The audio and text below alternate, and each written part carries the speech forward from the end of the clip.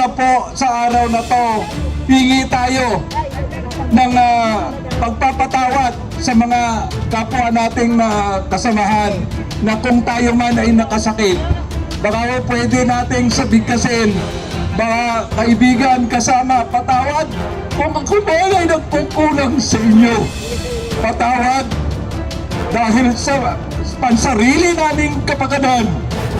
Kami ay nagkawatak-watak dahil hindi namin alam na nasasaktan namin ang bawat isa sa amin.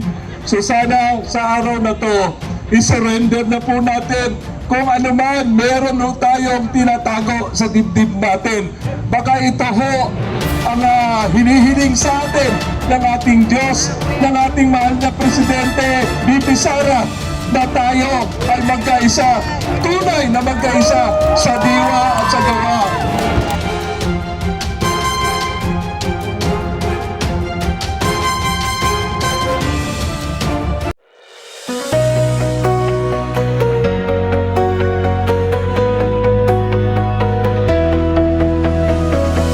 May isang boses sa gitna ng dilim,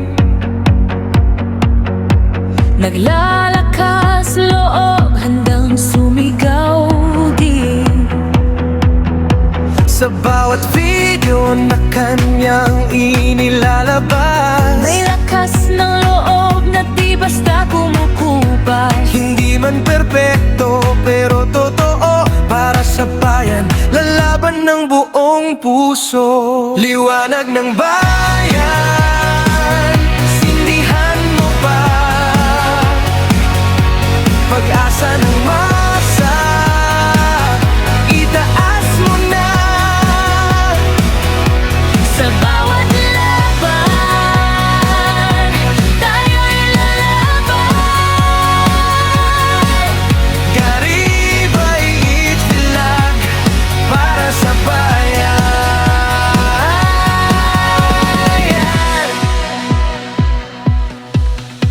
Hindi lang kontenta, kundi paninindigan.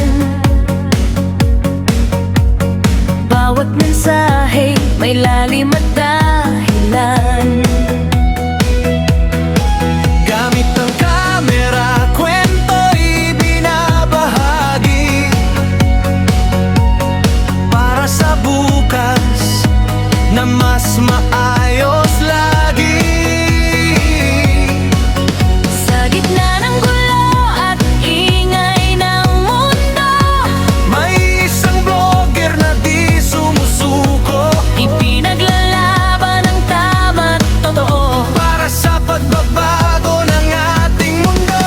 Sama-sama kayang baguhin ang takbo ng bukas na darating. Mula sa simpleng tinig at gawa, magiging malakas ang sigaw ng masa. Liwanag ng bayan, sindihan mo pa. Pag-asa ng masa, itaas mo na. Sa bawat laban, tayo'y lalaban. Garibay nigbilan para sa bayan. Ito ang kwento ng bawat Pilipino na may pag-asa sa puso't paninindigan totoo. Sa bawat hakbang, di tayo titigil hanggang ang bayan ay tuluyang magbago. Humaling hanap, naglalakas loob, handang sumigaw din. Sa bawat video na kanyang inilalabas, may lakas ng loob na di basta kumukupas. Hindi man perpekto pero totoo, para sa bayan, lalaban ng buong puso. Liwanag ng bayan, sindihan mo ba?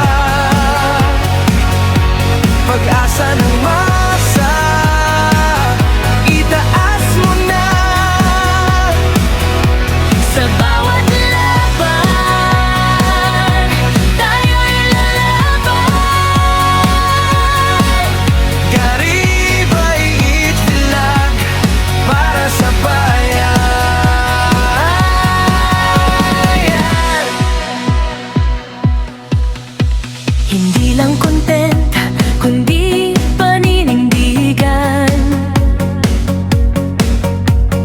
Bawat mensahe may lalim at dahilan. Gamit ang kamera, kwento'y binabahagi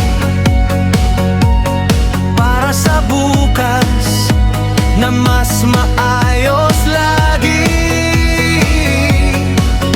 Sa gitna ng gulo at ingay ng mundo, may isang vlogger na di sumusuko. Ipinaglalaban ang tama't totoo para sa pagbabago ng ating mundo.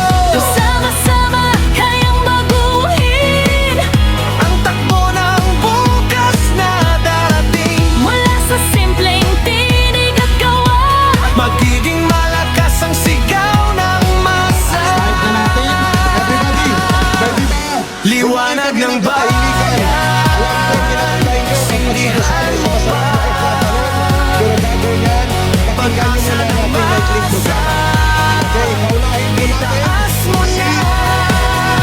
Okay, unahin po natin ang ating kaibigan at kasamang pastor mula po sa Negros Island at kabahagi po ng Kampilan, Katipunan ng mamamayan para sa bayan.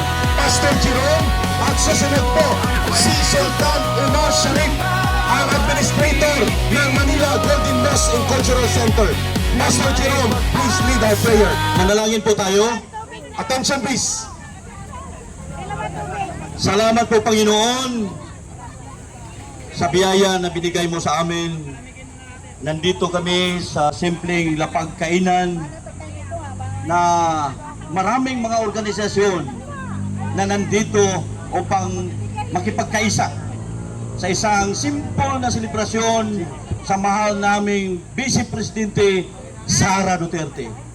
Panginoon, bigyan mo kami ng lakas.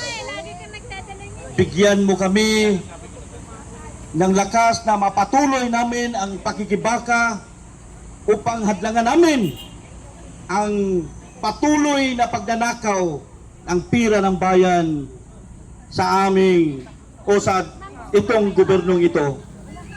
O Diyos, marami ang mga walang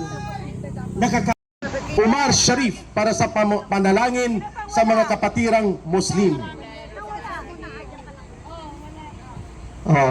Bago po tayo manalangin, sana po ilagay po natin sa ating mga kaisipan lahat ng mga nandito upang malampasan po natin ang pangyayari po itong hindi ka nais-nais na itong very suffering, difficult crisis na kinakaharap ng ating bansa. Sa isip po natin, sana malampasan natin ito. Ukara mo kumaudahuni astagid lakum. Amin ya Rabbal Alamin. Alhamdulillahi Rabbil Alamin. Ar-Rahman Ar-Rahim. Malik Yawmiddin. Iyaka na'budu wa iyaka nasta'in. Ihdina as-siratal mustaqim. Na pagnanakaw, paghihirap ng mga nakaupo sa ating bansa. Sana po, mahal namin Panginoon. Hanggang dito lang po, mahal namin Panginoon Allah, Panginoon namin Allah. Hindi po madagdagan ito. Ibigay mo sa amin ang tunay na kapayapaan, tagumpay namin mga Pilipino, Muslim at Christian.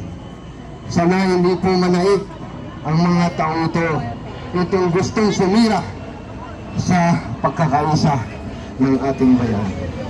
Pinapanalangin namin sa iyo, mahal namin Panginoon Allah Subhanahu wa Ta'ala. Ibang ginawa kundi tumitira hanggang tinatakot ang ating mga 13 senators na matanggal daw sila at papalitan ng isang galing sa One Ball University na tinatawag natin na tuta. Buksan natin. So yun po, nandito po tayo magkaisa. 1 minute na lang bago tayo kakain, ha? 1 minute lang, 1 minute. Hold mo na, hold. Bago tayo May countdown pa, may countdown. kumain, ito na lang masasabi ko.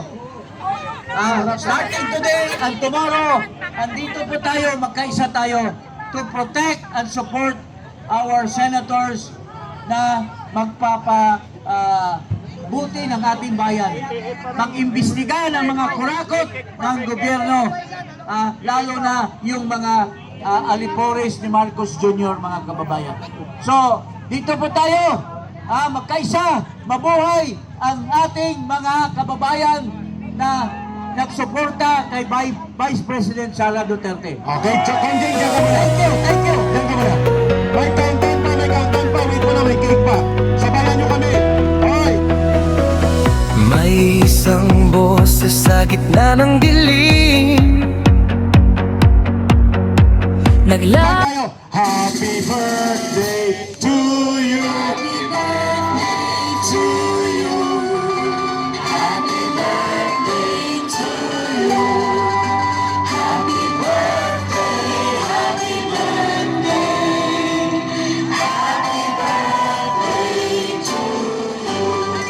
Happy birthday, Vice President! Lakas loob, handang sumigaw din sa bawat video na kanyang inilalabas. May lakas ng loob na di basta kumukupas. Hindi man perpekto pero Happy birthday! Happy birthday!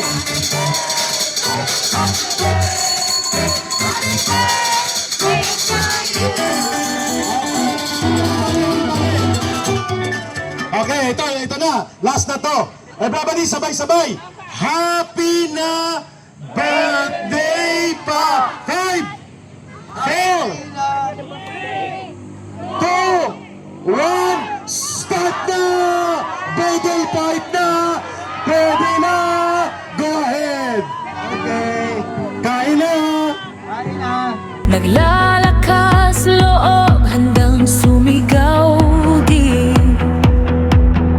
sa bawat video na kanyang inilalabas. May lakas ng May loob malasakit na sa bawat isa at nagkataon po nabuo po ang grupo ngayon dahil sa kanya. Walang iba kung hindi si Konsehal Tatay Rani Lodovica. Una-una po sa lahat, maraming salamat sa pagtugon po sa panawagan na tayo'y magkaisa. Alam nyo, itong araw na to ay araw na bigyan natin ng tunay na kahalagahan ang araw ng kapanganakan ng ating mahal na Vice Presidente. At sa araw na to, ang atin lang may regalo sa ating Vice na handang maglingkod sa atin ng tapat, dapat samahan din natin. At ako'y nakikiusap po sa bawat isa sa atin, pa-birthday gift na po natin kay VP Sara na tayo po ay magkaisa, na tayo po ay magsimula muli at kalimutan natin kung ano man ang hindi natin pinagkakaunawaan. Ang pinakamasarap po sa araw na to, hingi tayo ng pagpapatawad sa mga kapwa nating kasamahan na kung tayo man ay nakasakit, baka pwede nating sabigkasin, baka kaibigan kasama, patawad. Kung ako man ay nagkukulang sa inyo, patawad dahil sa pansarili naming kapakanan. Kami ay nagkawatak-watak dahil hindi namin alam na nasasaktan namin ang bawat isa sa amin. So sana sa araw na to, isurrender na po natin kung ano man meron ho tayong tinatago sa dibdib natin. Baka ito ho ang hinihiling sa atin ng ating Diyos, ng ating mahal na Presidente, VP Sara, na tayo ay magkaisa, tunay na magkaisa sa diwa at sa gawa. Sana po, kalimutan na natin. Baka pwede ibulungan natin ang ating mga kasamahan. Pasensya po kayo, patawad po kung ako man ay nakasakit sa inyo. Pero sa panahon pong ito na lang ang pinakamagandang regalo natin sa ating Vice Presidente na tayo ay magkaisa. Maraming salamat po. Mabuhay po kayo. Maraming salamat, Councilor Brother Tatay Rani Ludovic. Bilang panghuling bahagi po sa unang bahaging ito, pakinggan natin ang tagapangulo ng Katipunan ng Mamamayang Pilipino Kampilan, National President, dating political advisor ni Tatay Digong at dating kongresista kasama natin sa pagkikibaka, Congressman Jing Paras. Maraming salamat, Ka Eric. Ito si Ka Eric, kasama namin sa Kampilan. Kawawa ito. 5 kaso at almost every other day nagdidepensa dahil sa kabalastugan nitong gobyerno na ito. Ito po, okay, suportahan natin si Ka Eric, mga kababayan. Nandito po ito kami sa Kampilan ng Mamayang Pilipino. Nakiisa po kami kay Tatay Rani, isa sa mga board of directors namin sa Kampilan. Dahil kailangan po natin, unang-una, ipakita natin na buo tayo na mag-greet sa ating Vice President ng kanyang kaarawan ngayong araw na to. Happy birthday, Vice President Sara Duterte. And sisigaw pa tayo, happy birthday, Inday VP Sara Duterte. Happy birthday! Sigaw, sigaw! Mahina, mahina! 3. Happy birthday, VP Sara Duterte! Sumigaw din. In a very simple, Sa bawat video na kanyang inilalabas, May lakas ng loob na di basta kumukupas. hindi man perpekto pero totoo. Para sa bayan, lalaban ng buong puso. Liwanag ng bayan,